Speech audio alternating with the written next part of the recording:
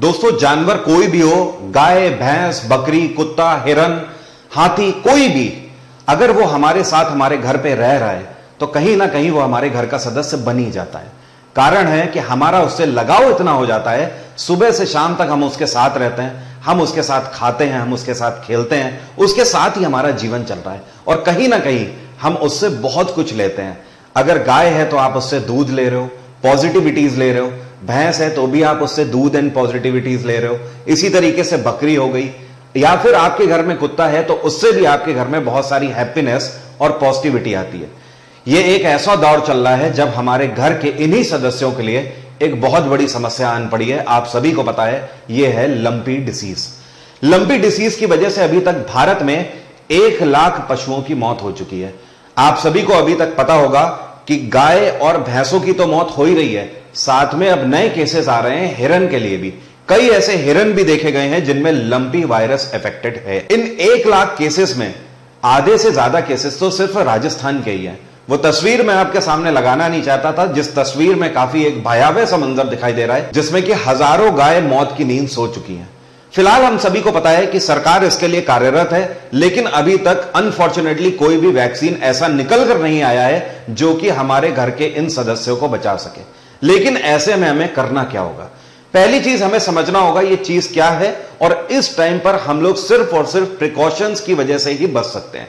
कुछ बेसिक चीजें यहां पर मैं आपको बताने वाला हूं जो कि मेडिसिनल के बेसिस पर आपको करनी है, और कुछ ऐसी चीजें जो कि एहतियात के तौर पर आपको बरतना है। हमें सबसे पहले यह ध्यान रखना होगा कि इस वायरस का नाम है कैप्रीपॉक्स वायरस। क्या नाम है? Capripox virus.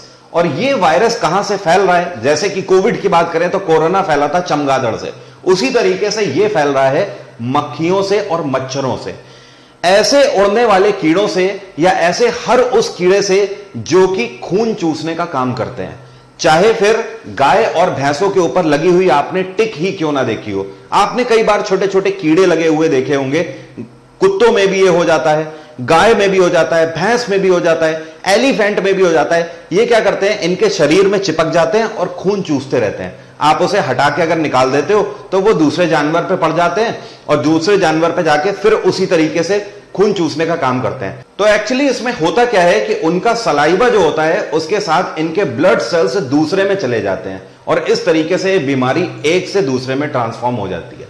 अभी हमें सबसे पहले समझना यह होगा कि इसके सिम्टम्स क्या होते हैं, क्योंकि हम सभी को पता है आज हर एक दूसरे घर में कोई ना कोई ऐसा जानवर है, चाहे वो गाय हो। हम सभी के घर में कुछ लोग गाय पाल रहे हैं, कुछ लोग भैंस पाल रहे हैं, कुछ के यहां बकरियां पली हुई हैं, कुछ के यहां डॉगीज पले हुए हैं। तो ऐसे में हमें सिम्टम्स जानना बहुत जरूरी है।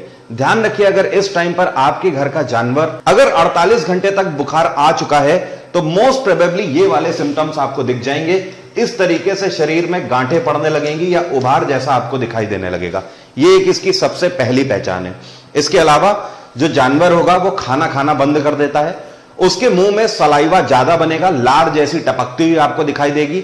और एक बहुत बड़ा फैक्टर देखने को यह भी मिल रहा है कि गाय और भैंस में बच्चा भी एबॉल्ट हो जा रहा है। अगर ऐसी गाय या भैंस जो कि प्रेगनेंसी टर्म में है, उनका बेबी भी पूरे तरीके से एबॉर्ट हो जा रहा है। अब आप प्रिवेंशन क्या कर सकते हो? मैंने आपको पहले ही बोला कि मेडिकल ट्रीटमेंट कुछ जरूरी है। आप सबसे पहले तो अपने जानवर को इम्यूनिटी बूस्टर लगवा कर रखिए। जी हां, आपने कोई भी जानवर पाला है उसको इम्यूनिटी बूस्टर आप सबसे पहले दे दीजिए। इस टाइम पर राजस्थान सरकार के पास जब कोई रास्ता नहीं था और 55,000 से ज्यादा गायों की मौत हो गई है, उस केस में राजस्थान सरकार ने गोट पॉक्स नाम के इस वैक्सीन का यूज किया है। ये गोट पॉक्स वैक्सीन राजस्थान सरकार के पास 12 लाख डोजेस इस टाइम पर स्टॉक में थे। उन्होंने इसका यूज किया है इम्यूनिटी बूस्टर के बेसिस पर। हो सकता है कि ये काफी हद तक पशुओं को बचाने की कोशिश करें। काफी केसेस में देखा गया है कि जिन जानवरों को गोट पॉक्स वैक्सीन लग गया है, उन्हें फीवर अगर आया भी था तो फीवर चला गया, और अगर फीवर चला गया है तो यह चीज टल जा रही है पहले ही टर्म में। तो पहली चीज हो गई कि आप गोट पॉक्स वैक्सीन लगवा लीजिए, या फिर इम्यूनिटी बूस्टर आप कोई भी लगवा लीजिए अगर यह आपको नहीं मिल रहा है तो। दूसरी चीज आपको ध्यान रखना है कि किसी भी तरीके से आपके जानवर में किसी भी तरीके का कीड़ा ना लगने पाए। ये जो खून चूसने वाले कीड़े होते हैं, आप उन्हें प्रॉपर साफ करते रहें, उन्हें आप डेली नहलाएं। इसके अलावा कुछ चीजें आपको ध्यान रखनी होगी एहतियात के तौर पर, जो कि हमें समझने की जरूरत है। देखो, हमें सबसे पहले तो पता है कि यह चीज किससे फैल रही है, मक्खियों और मच्छरों से फैल रही है सबसे ज्यादा। तो हम क्यों ना कुछ ऐसा इंतजाम करें कि मक्खी और मच्छरों को ही अपने जानवरों से दूर रखें। तो अगर आपके घर में गाय या भैंस है तो उनकी वो जगह जहां पर वो रहती हैं उसके लिए एक प्रॉपर आप कूलर लगाइए, जिसकी वजह से वहां पर कुछ भी मक्खी या मच्छर रुकने ना पाए। जब वो रुकेंगे नहीं तो जाहिर सी बात है इसके चांसेस कम हो गए। दूसरी चीज, इस टाइम पर आप इस कंडीशन में अपने जानवरों को मत रखिए, क्योंकि इसकी खास बात यह है कि यह वायरस, लंपी वायरस, एक से दूसरे की बॉडी में ट्रांसफर हो रहा है टच होने से भी। तो आप इनको आइसोलेशन में रखें, ज्यादा अच्छा है। स्पेशली ऐसे लोगों से मेरा कहना है जिनका ये घर में मान लीजिए 10 ऐसे जानवर हैं, 10 भैंस हैं या गाय हैं, अगर एक को भी ऐसी बीमारी हो गई है तो आप सबसे पहले उसको अलग कर दीजिए। हां, ऐसे कंडीशन में एक प्रॉब्लम हो सकती है कि कोई भी गाय जिसका बेबी हो या भैंस हो जिसका बेबी हो, अब उस केस में आप क्या करोगे, बच्चे को कैसे दूर रख सकते हो। तो आप इस केस में एक काम कर सकते हो कि उस बच्चे तक मां का दूध आप पहुंचा सकते हो।